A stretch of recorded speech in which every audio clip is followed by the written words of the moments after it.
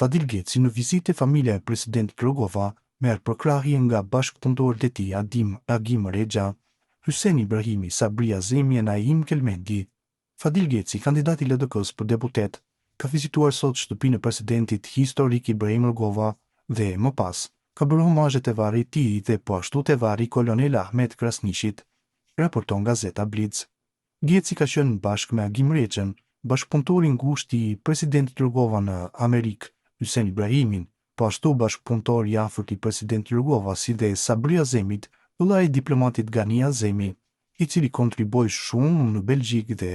ishte bashkëpunëtor i presidentit Rugova. Naim Kelmendi, po ashtu njëri i afërt me presidentin Rugova, dhe ka marrë përkrahje nga ta dhe janë pritur nga djali i presidentit Rugova, Uk Rugova, i cili po ashtu është kandidat për deputet në këto zgjedhje. Në vijim postimi i plot, sot së bashku me vëllezër e shok, Agim Rexhën, bashkëpunëtori ngushtë i presidentit Rugova në Amerikë, Hyseni Ibrahimin, po ashtu bashkëpunëtor i afërt i presidentit Rugova, si dhe Sabria Zemin, vëllaun e diplomatit Gani Azemi, i cili kontriboi shumë në Belgjik dhe ishte bashkëpunëtor i presidentit Rugova. Naim Kelmendi, po ashtu njëri i afërt me presidentin Rugova dhe me vëllezërit e mi, gjithmonë të pandalshëm e të pathyeshëm në rrugën e Doktor Ibrahim Rugovës, ishin për vizitë në shtëpinë e presidentit historik. Pa kjo pritëm nga djali i tij Uk Rugova, kandidati i LDK-s në këto zgjedhje, e falenderoi përzemërsisht Ukën për pritjen e ngrohtë, si dhe shokët Agim dhe Hysen për përkrahjen e fuqishme ndaj familjes Rugova dhe familjes Geci. Më pas, vazhduan për të bërë homazhe te varri i presidentit Ibrahim Rugova dhe te varri Kolonel Ahmet Krasnishit, ministri i mbrojtjes në kohë lufte, gjithmonë të pandar dhe të pathyeshëm ecin përpara, vazhdojmë tutje e në prifte mbara, ka shkruar ai ndër të tjera. Armend Muja qite kryet, patriotizmi i fjalëve dhe licencave të heshtura të vetëvendosjes.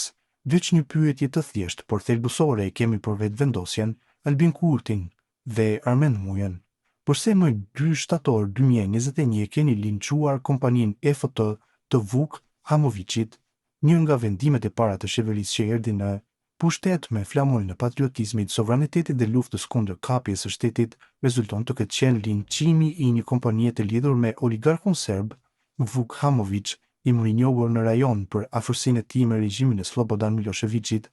Ironia është e rëndë në krye të diskursi patriotik dhe ledhe Armend Muja, i cili në debate publike shfaqet agresiv në gjuhë duke folur për pushk dhe qëndrime radikale, ndërkohë që në praktik qeveria e tij hap dyert për interesa energjetike që ngjallin dyshime serioze politike dhe morale.